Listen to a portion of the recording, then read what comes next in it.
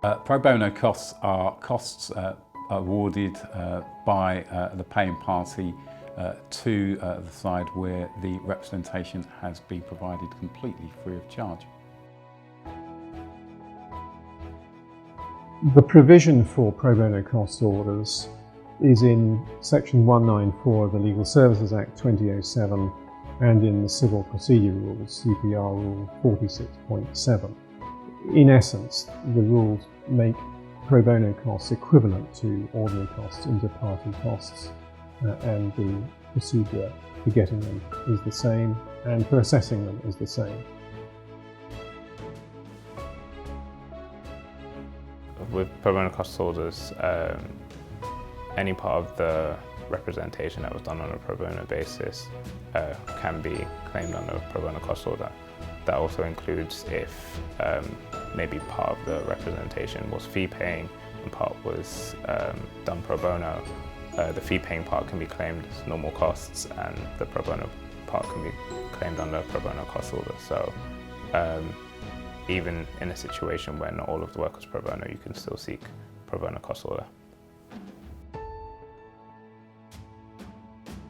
Now having become slightly more familiar with the procedures, the cases in question that I've dealt with, I adapted the standard statement of cost form that you would file prior to a hearing.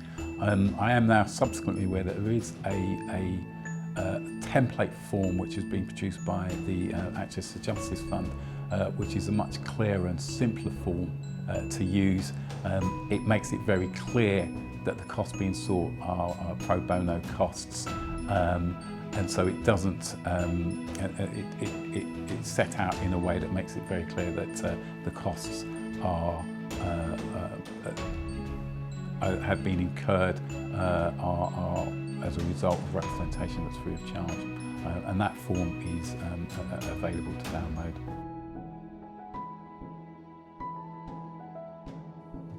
The pro bono costs jurisdiction matches the normal costs jurisdictions, that is the County Court, the High Court, the Court of Appeal and the Supreme Court.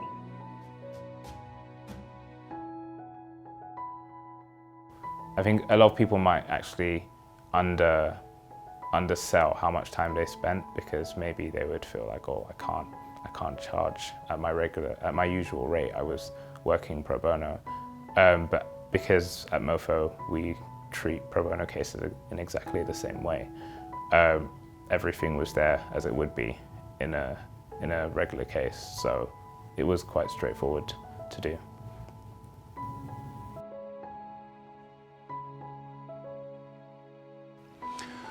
Well, in my view, where you have in my line of work, where you have a landlord who is pursuing a case, the merits are perhaps doubtful, but there is no sanction for losing against an opponent who doesn't have the ability to pay for advice or the benefit of a legal aid certificate. In my experience, that landlord will pursue the case because, in effect, they have nothing to lose. I mean, the benefit of a pro bono cost order is that if a landlord, be it a private sector landlord, a social landlord or a local authority, are aware that at the end of the case, if they're not successful, they will have the same liability to pay costs as they would in any other situation on a standard basis. That is more likely to focus the minds, get them to focus on whether or not this is a case that they should be bringing, they should be pursuing, and it may well be that the threat of a pro bono cost order at the end of the case will lead to an early settlement or the discontinuance of the case altogether.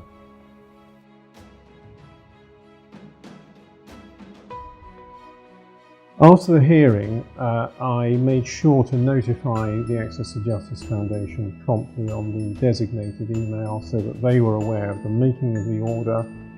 In an extreme case, it's for the AJF to pursue the order, to enforce the order, which is obviously outside my remit and my powers. Hopefully that doesn't happen too often, but in the last resort it can be necessary. It's also important for the ADF to keep abreast of orders that have been made and the likely remuneration under them for all sorts of obvious reasons.